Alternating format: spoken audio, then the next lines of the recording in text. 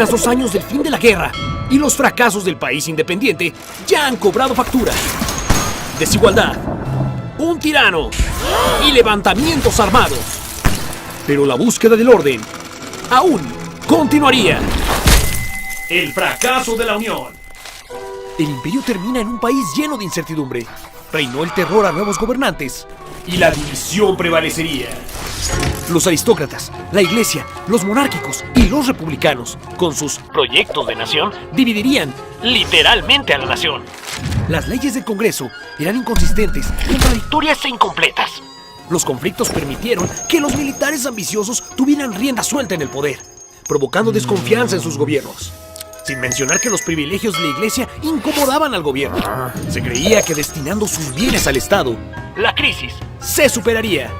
Tanta inestabilidad atraería la atención de otras naciones, mismas que pondrían a prueba al México independiente. Segunda parte. La Primera República de los Estados Unidos Mexicanos. Santa Anna expulsó del poder a Iturbide, proclamando una república. Pero, ¿qué república? El nuevo Congreso crea un triunvirato provisional, con el realista Pedro Celestino y los insurgentes Guadalupe Victoria y Nicolás Bravo, al tiempo en que se crea un proyecto de gobierno en favor de la autonomía de los estados. Y su contraparte, estados gobernados por un poder central. Pero Lucas Alamán y Carlos María de Bustamante, los políticos centralistas más influyentes, pensaban que el federalismo sería demasiado brusco, al menos para un país gobernado desde la capital durante 300 años. Sin embargo, por mayoría en el Congreso y presión de varios estados, ganan los federalistas. Disuelven el triunvirato y emprenden la constitución de la Primera República Federal. Lo bueno, era el primer documento oficial para un gobierno apoyado en 3 poderes. Lo malo, estas leyes limitaron el poder del presidente, pues se creyó que por sí solas gobernarían al país. Y lo feo, jamás se estableció cómo escoger al vicepresidente. Así que pusieron a un federalista y a un centralista gobernando al mismo tiempo. ¡No! El resultado, llamados a las armas. Suceden las elecciones y Guadalupe Victoria es el primer presidente y Nicolás Bravo el vicepresidente. Mantuvieron una relativa paz, pero Victoria federalista y Bravo centralista, una rebelión es inminente. Vicente Guerrero vence a los golpistas y Bravo es exiliado. Pero el federalismo arranca con más problemas. Todos malinterpretaron la autonomía creyéndose independientes. Así, Centroamérica se va del territorio y México casi se fragmenta en pequeños países. Nuevas elecciones. Resultan Manuel Gómez Pedraza y Vicente Guerrero. Pero un Santa Anna en armas impone a Guerrero y a Anastasio Bustamante.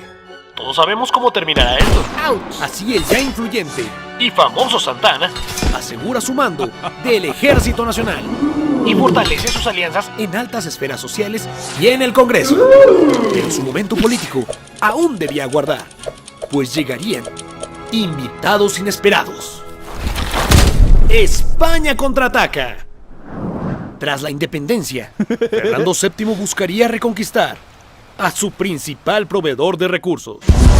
Años después, en San Juan de Ulúa, 2,000 soldados españoles se apoderaron del puerto. México intenta negociar, pero España responde bombardeando Veracruz. Y Santa Anna derrota a los invasores.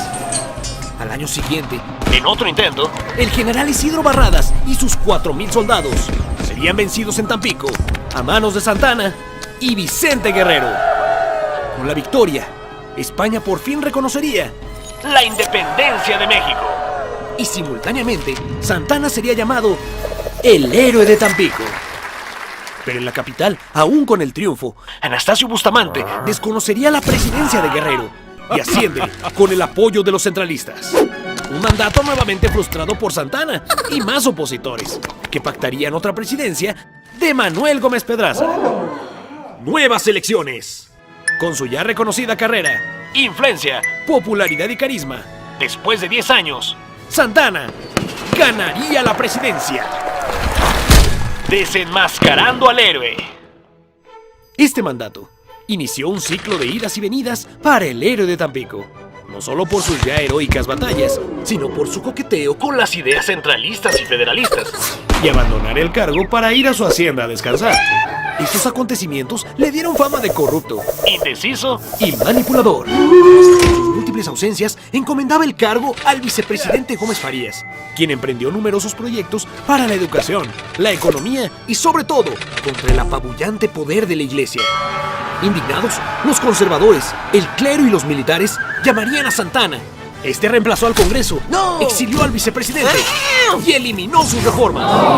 Pero con la conclusión de su gobierno, el nuevo Congreso declaró el fracaso del federalismo, dando así una vuelta a la ruleta.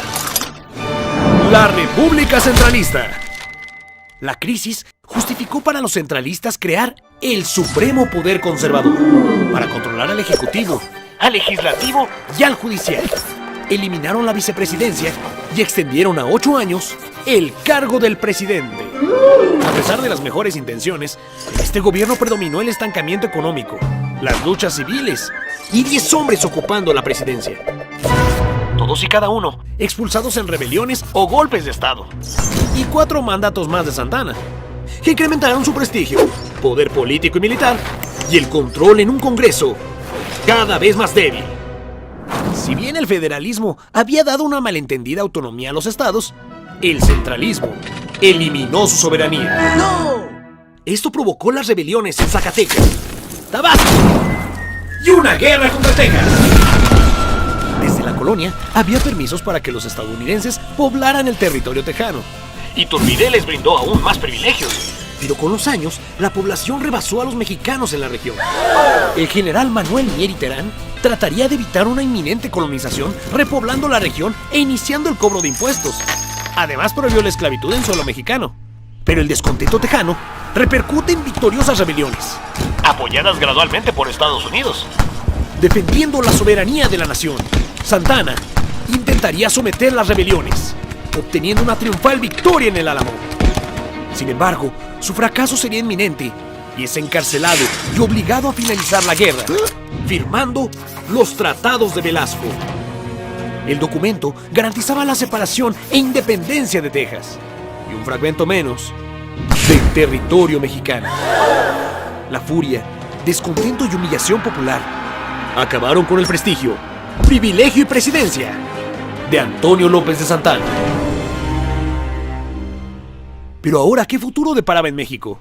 ¿Qué otras invasiones estarían por llegar? ¿Qué ocurriría sin Santana al frente del ejército? Sé testigo de la culminación de estos eventos en el siguiente capítulo de La Trama del Tiempo. México Independiente. Esta historia continuará.